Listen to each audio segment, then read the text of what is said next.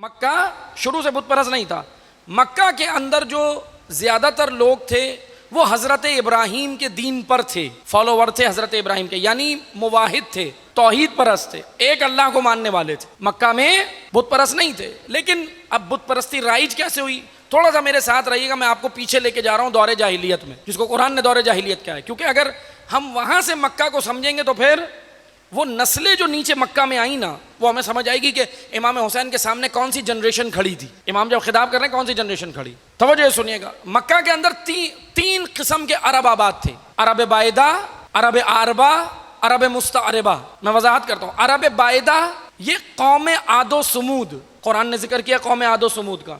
عرب بائدہ یہ ان کی نسل سے تھے کچھ لوگ. یہ بیسکلی عرب کے نہیں تھے، یعنی عرب سے مراد یہ مکہ کے بیسکلی نہیں تھے، یہ مہاجرین تھے. تاریخ کی اصطلاح میں کہا جاتا ہے عرب بائدہ، عرب بائدہ قوم عاد و سمود.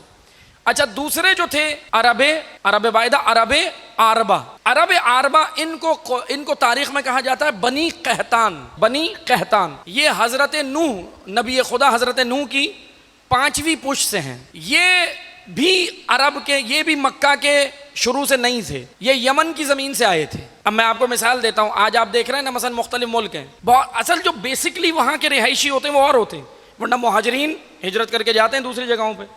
جیسے مثال کے طور پہ US امریکہ کو لے لیں. امریکہ، میں جوانوں کے لیے تاریخ بیان کر رہا ہوں، بزرگان جانتے. امریکہ گوروں کا نہیں ہے بیسکلی، یہ برٹش وہاں جا کے آباد ہوئے، انہوں نے وہاں قبضہ کیا ہے. اصل جو امریکن ہے وہ کالے ہیں. آج انہی کے ساتھ قوم پرستی اور انہی کے ساتھ بڑا ظلم و بربریت ہے وہاں پہ، بڑے وہ حقوق تو. اصل جو امریکنز ہیں، امریکنز وہ کالے ہیں، سیاہ فام. ریڈ انڈین وہاں جا کے آباد ہوئے، ریڈ انڈین جن کو کہا جاتا ہے. برٹش یہ جو گورے ہیں، گوروں کا وہ امریکہ نہیں ہے، یہ سارے مہاجرین ہیں جو جا کے آباد ہوئے. اسی طرح عرب کے اندر، مکہ کے اندر یہ جو عرب عاربہ اور عرب بائدہ ہیں، یہ آئے ہیں، یہ وہاں کے نہیں تھے. کوئی فلسطین کی زمین سے آیا تھا، کوئی یمن کی. اب جو بیسکلی خود عرب کے تھے، جو مکہ کی زمین کے تھے، وہ کون ہیں؟ ان کو تاریخ میں کہا ہے عرب مستعربہ، اور ان کو بنی عدنان کہا جاتا ہے. توجہ سنیے گا، میں جوانوں کے لیے تھوڑا سا شجرہ بیان کر رہا ہوں. بنی عدنان معد بن عدنان کی اولاد سے. معد بن عدنان کی نسل میں فہر نامی شخص ہے. فہر کا لقب قریش ہے. توجہ سنیے گا، قریش نام نہیں ہے ان کا. قریش سب نے سنا نا، قریش سے تعلق، رسول کا قریش سے تعلق. قریش کا اصل نام ہے فہر، قریش ان کا لقب تھا. بہرحال اب وہ لقب کیسے پڑھتے وہ الگ داستان ہے، ابھی ہم اس میں نہیں جاتے ورنہ موضوع سے دور ہو جائیں گے. اب قریش کی نسل میں، قریش اب ان کی نسل میں ہے، معد بن عدنان میں قریش ہے. پھر قریش کی نسل میں 2 ان کے بیٹے تھے، عبددار، عبد مناف. توجہ سنیے گا، ایک عبددار ایک عبد مناف ہے. عبد مناف کے 2 بیٹے ہیں، عبد مناف کے 2 بیٹے ہیں. اور وہ کون ہے؟ عبد مناف کا ایک بیٹا ہے ہاشم، اور دوسرے ہیں عبد شمس. بنو ہاشم سب نے سنا ہے نا، ہاشم. اچھا، میں ہاشم کا بھی بتاتا ہوں. ہاشم ان کا لقب ہے، نام ہاشم اور عبد شمس. ہاشم کے بیٹے ہیں عبد المطلب، اور عبد شمس کا بیٹا ہے امیہ. توجہ سنیے گا، یہ خاندان ہمیں پتہ چلے، یہ ہسٹری پتہ چلے، پھر ہمیں پتہ چلے گا یہ مکہ میں کون تھے بیسکلی، اور مکہ والوں کا دین خراب کس نے کیا تھا، مکہ والوں کو بت پرستی پہ کس نے لگایا، مکہ والوں کے عقائد خراب کس نے کیے تھے. توجہ سنیے گا، عرب مستعربہ بنی عدنان میں. اب ہاشم کا بھتیجا ہے امیہ، بھائی کا بیٹا ہے نا، عبد شمس کا بیٹا امیہ. ہاشم، اب اس وقت جو عرب کے اندر ایک دستور تھا نا، دور جاہلیت میں بھی تھا، اس کے بعد بھی رہا، لیکن پھر رسول اللہ نے اس کو ختم کیا. اس میں ایک دستور تھا، رسول اللہ نے ختم کیا، رسول کے جاتا ہی عرب میں پھر وہی شروع ہو گیا.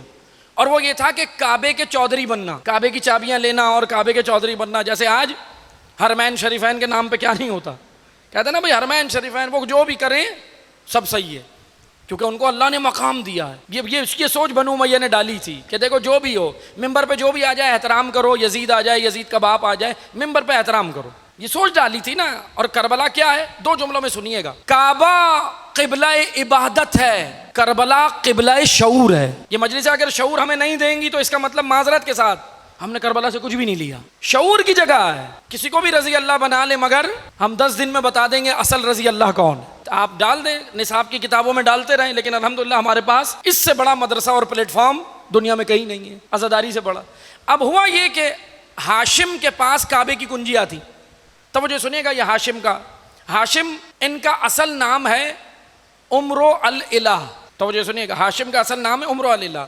ان کے پاس کعبے کی کنجیاں تھیں. اب امیہ نے یہ دعویٰ کیا کہ میرے پاس ہونی چاہیے بھائی, اپنے چچا سے, چچا ہے ہاشم, تایا ہیں, چچا تو وہ چھوٹا بھائی تھا عبد شمس. اب اس نے کہا کہ نہیں, کعبے کی کنجیاں میرے پاس ہونی چاہیے. دونوں میں بحث و تکرار ہوئی. جناب ہاشم نے ایک چیز رکھی, کہا کہ ایک کام کرتے ہیں, جس کے فضائل زیادہ ہوں گے کنجیاں وہ لے گا. اب امیہ نے کہا ٹھیک ہے, اب مان گیا وہ. بہرحال پھر سارے عرب کے سردار جمع ہوئے, مکہ کے سردار جمع ہوئے. دور جاہلیت کی بتا رہا ہوں, ابھی رسول نہیں آئے, پہلے کی بات. اب جب سب جمع ہوئے اور اس کے بعد کہا کہ بھائی ٹھیک ہے, لیکن ایک شرط بھی رکھی گئی, ایک کنڈیشن رکھی گئی. کہا کہ بھائی یہ ہوگا یہ کہ جو مثلا جس کے فضائل زیادہ ہوں گے کعبے کی کنجیاں اس کے پاس, لیکن جو ہار گیا اب اس کی سزا کیا ہے؟ اس کی سزا یہ ہے کہ 50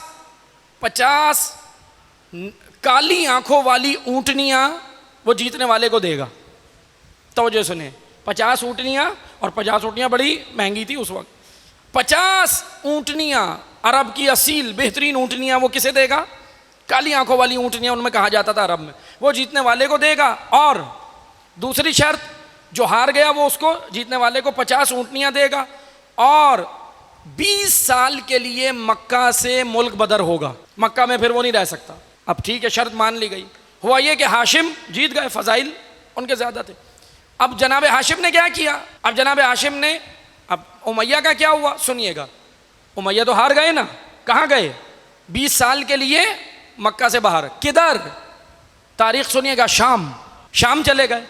شام میں اس وقت عیسائیت کے عقائد تھے سارے. امیہ شام 20 سال رہ کے عیسائیت کے عقائد, من گھڑت عیسائیت, حضرت عیسیٰ والی نہیں, تحریف شدہ عیسائیت, وہ ساری لے کر مکہ جب واپس آئے تو پھر کیا کیا؟ مسلمانوں میں عیسائیت کے عقائد ڈالے. اب امیہ کی نسل سے کون کون ہے؟ آپ تاریخ پڑھو, ہم ساری چیزیں بتائیں گے تو برا لگے گا. میں یہاں دعوے سے کہتا ہوں, چیلنج ہے, تم یزید کو رضی اللہ بعد میں کہنا, پہلے مسلمان ثابت کرو.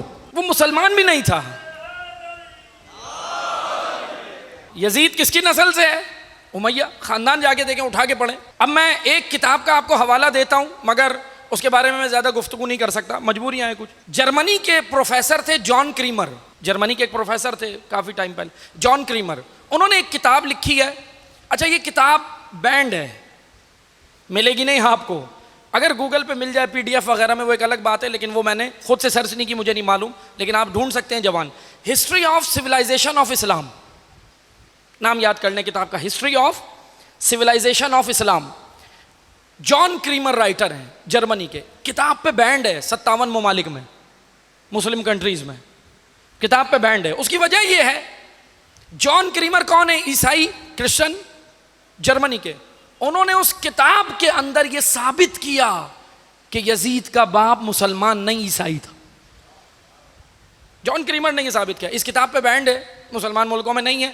اس کا صرف ایک نسخہ, اب میری معلومات کے مطابق جہاں تک ہم نے اس کے معلومات کی, ایک نسخہ اس کا موجود ہے, وہ انڈیا کے اندر پٹنہ کی لائبریری میں, انڈیا میں پٹنہ میں, پٹنہ شہر ہے انڈیا کا, بہرحال وہاں ہے. باقی وہ ملے گا نہیں آپ کو کیونکہ بینڈ ہے کتاب. اب توجہ سنیں, سوال یہ بنتا ہے نا, دیکھو اسلام کے اندر کیسے عیسائیت کے نظریات ان لوگوں نے ڈالے. یہ کون کون تھے؟ دو ہیں, خادمین اسلام اور مجرمین اسلام. دیکھو اسلام کے خادم کون ہیں, اسلام کے مجرم کون ہیں. اب امیہ کے ساتھ کیا ہوا؟ 20 سال کے لیے چلے گئے. اچھا 50 اونٹنیاں ہاشم کو دینی تھی, 50 اونٹنیاں دے کے گئے. اب توجہ سنیے گا, اب وہ 50 اونٹنیاں جو جناب ہاشم کو ملی, ہاشم کا نام کیا ہے؟ عمرو الہ. مشکل لگ رہے ہوں گے, لیکن بل گیٹ سے زیادہ مشکل تو نہیں ہے. Elon Musk. اب دیکھیں ہمارے زبان کے اوپر کیسے پروناؤنسیشن چڑھ جاتے ہیں, لیکن ہمیں ذرا مولا کی اصطلاحات, اسلام کی اپنی ہسٹری بھی تو معلوم ہونی چاہیے.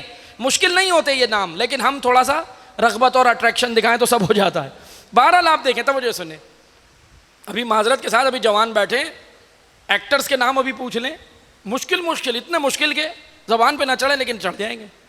لیکن بہرحال ان چیزوں کو دیکھیں. عمرو الہ ان کا نام ہے, ہاشم کا. اب ہاشم کو جو 50 اونٹنیاں ملی نا, انہوں نے وہ 50 اونٹنیاں اپنے پاس نہیں رکھی, ذبح کروا دی, عربوں کی دعوت کر دی, آ جاؤ بھائی کھاؤ پیو. اور عربوں میں انہوں نے دعوت کی, سنیں, 50 اونٹنیاں کٹوائیں, دعوت کی, اور کھانا بنوایا, شوربے والا سالن, شوربہ ہوتا پانی والا سالن, بنا ہوا نہیں, ذرا پانی والا, شوربے والا سالن اس ٹائپ کا کوئی ان کی ڈش تھی عربوں کی, وہ انہوں نے اس گوشت کی بنوائی اونٹنیوں کی. شوربے والے سالن کو عربی میں حشم, کھلانے والے کو ہاشم کہتے, یہ ان کا لقب تھا. عمر الالہ نام ہے. اب توجہ سنیے گا, یہ داستان مکہ ہے اب رسول کے آنے سے پہلے. اب ہاشم ادھر کعبے کی کنجیاں ان کے پاس ہیں. اب حضرت عبد المطلب جناب ہاشم کے بیٹے, پھر ان کے بعد نیچے نسل آ جاتی ہے, امیہ اور اس کی نسل بھی نیچے آتی ہے. لیکن توجہ سنیں, 20 سال عیسائیت کے عقائد لے کر واپس امیہ یہاں پہ آتے. اچھا مکہ کے اندر سنیے گا, رسول کے آنے سے پہلے کی میں ساری داستان بتا رہا ہوں. مکہ کے اندر بت پرستی نہیں تھی, حضرت ابراہیم کے دین پہ تھے. لیکن دیکھیں بت پرستی رائج کیسے ہوئی, 2 جملوں میں سنیے گا. بت پرستی رائج کیسے ہوئی؟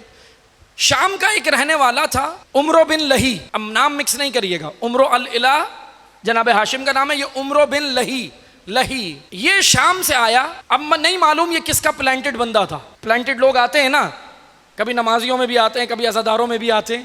ہوشیار تو ہمیں ہونا چاہیے, کون آ کے ہماری عزاداری کو خراب کر رہا ہے, کون آ کے ہمارے مکتب کے اندر آ کے ہمارے عقائد کو چھیڑ رہا ہے, خراب کر رہا ہے. ہمیں اتنا شعور ہونا چاہیے. مکہ والوں کو نہیں تھا, لیکن الحمدللہ ہمیں ہے پاکستانیوں کو, انہیں نہیں تھا. اب یہ آیا عمرو بن لہی, اس نے مکہ والوں سے پوچھا کہ تم کس کو یاد کر کر کے روتے ہو؟ یہ انہوں نے کہا ہم لات عزی منات. اچھا یہ لات عزی منات کون ہے؟ یہ بت نہیں تھے, یہ شخصیات کے نام تھے, اور یہ نیک لوگ تھے. کعبے میں آنے والے زائرین کعبہ کی خدمت کرتے تھے. لات عزی منات اور 3 اور ہیں, یعوق یغوث نصر. یہ 6 بت تھے بڑے. یہ 6 بت بنے کیسے سنیے گا. یہ 6 کے 6 افراد, یہ 6 کے 6 افراد برے لوگ نہیں تھے, اچھے لوگ تھے. کعبے میں آنے والوں کے لوگوں کی خدمت کرتے تھے, اور بت پرست بھی نہیں تھے, کیونکہ بت پرستی تھی نہیں مکہ میں. عمرو بن لہی آیا ان کے درمیان میں. مکہ والوں کے دیکھیں سادہ قوموں میں یہ کام ہوتا ہے آسانی سے, جن میں شعور نہ ہو نا, جو ایک کے پیچھے ایک بھاگ رہے ہوں, جن میں پتہ ہی نہ ہو, جو بس رش دیکھ رہے ہوں, رش کہاں جا رہا ہے, سب یہاں جا رہے ہیں, یہیں چل دو. نہیں, شعور ہونا چاہیے. اب عمرو بن لہی آیا, اور آنے کے بعد ان کو کہا کہ تم کس کو روتے ہو؟ کہنے لگے وہ ہمارے بزرگان تھے, لات عزی منات یعوق یغوث نصر, ہمیں ان کی یاد آتی ہے, ان کی یاد میں ہم گریا کرتے ہیں. عمرو بن لہی نے ان کو ایک مشورہ دیا.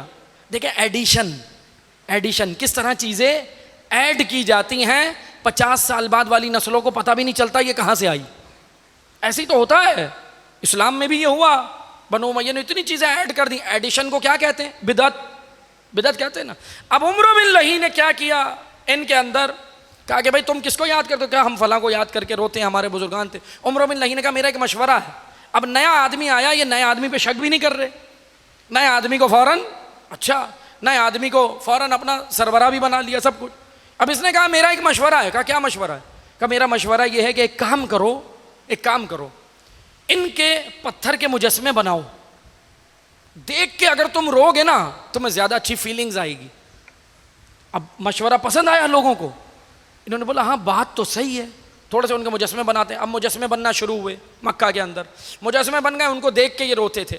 اچھا ان لوگوں نے جو پہلی نسل تھی نا, مجسمے بننے کے بعد جو پہلی نسل, عمرو بن لہی نے اپنا کام کیا, گیا جس کام سے آیا تھا. سامری اسی طرح آتا ہے قوموں میں. سامری قرآن کہہ رہا ہے نا, موسیٰ 40 دن کے لیے پردہ غیب میں گئے, سامری قوم کو بہکا گیا. اب اندازہ کریں, حضرت موسیٰ 40 دن کے لیے گئے تھے, امام کو 1274 سال ہیں پردہ غیب میں. کتنے سامری آئے ہوں گے دین محمدی کو خراب کرنے. تو جو ہے ایک سامری اس وقت آیا تھا, اب ایک نہیں ہزاروں آئے ہوں گے. عمرو بن لہی نے یہ کام کیا, آیا بہکایا چلا گیا. اب وہ پہلی جنریشن جو تھی نا, فرسٹ جنریشن, اس نے بت پرستی نہیں کی. اس نے کہا بھائی اچھے لوگ ہیں, ان کو دیکھ کے روتے تھے. یہ نسل آہستہ آہستہ گزر گئی. آنے والی نسلوں نے ان کی پوجا شروع کر دی, پرستش شروع کر دی. اور یہی تو ہوتا ہے, جب کوئی چیز رائج ہوتی ہے نا تو آنے والی نسلوں کو پتہ نہیں ہوتا. اب اس سے آپ اندازہ کریں, یہ ہے مکہ. مکہ میں اس طرح, مکہ کی ایک سب سے بڑی وجہ, مکہ کی ایک سب سے بڑی خامی کہہ لیں, کیا کہہ لیں, مکہ میں شعور نہیں ہے. جو آتا ہے کسی کام پہ اگر لگا دے, مکہ والے لگ جاتے تھے. یہ تاریخ ہے عزیزان محترم. اب آپ توجہ سے سنیں, اب رسول اللہ آ جاتے ہیں, رسول اللہ آ گئے. 13 سال مکہ کے اندر اسٹرگل رسول اللہ کی, مگر مکہ ٹس سے مس نہیں ہوا. کتنے لوگ ایمان لائے؟ بہت کم، تھوڑے، بلکہ کفار نے رسول کا گھیراؤ کر لیا، شیب ابی طالب میں جانا پڑا، محاصرہ ہو گیا. شیب ابی طالب یعنی محاصرہ، رسول محاصرے میں رہے. اب مدینہ چلے گئے رسول اللہ ہجرت کر کے، مدینہ سے اسلام کی تحریک کو آگے بڑھایا. اب مکہ کس سے جھکا؟ کل میں نے بیان کیا تھا نا، یمن رسول اللہ کے درس سے جھک گیا، افریقہ حبشہ رسول کے درس سے جھک گیا، مدینہ رسول کے اخلاق سے جھک گیا، مکہ رسول کے اخلاق سے نہیں، تلوار علی سے جھکا. دیکھیں مکہ والے نہیں جھکے، مکہ کیسے جھکا ہے؟ فتح مکہ ہوئی ہے، رسول اللہ نے لشکر لے کر چڑھائی کی، جب جا کے مکہ جھکا. اب آ گئے ہم کربلا تک. یہ مکہ مجھے آپ کو بتانا تھا، ایکسپلین کرنا تھا مکہ کے. اب آ جائیں عزیزان محترم، ادھر آ جائیں. 61 ہجری آ گئی، 60 ہجری آ گئی. امام حسین 4 مہینے مکہ میں، 4 مہینے. کیا کہہ رہے ہیں؟ 4 مہینے مکہ والوں کو درس، واعظ و نصیحت، نمازیں پڑھا رہے ہیں. خود امام کے پیچھے آ کے نماز با جماعت پڑھ رہے ہیں، مگر اطاعت نہیں کی.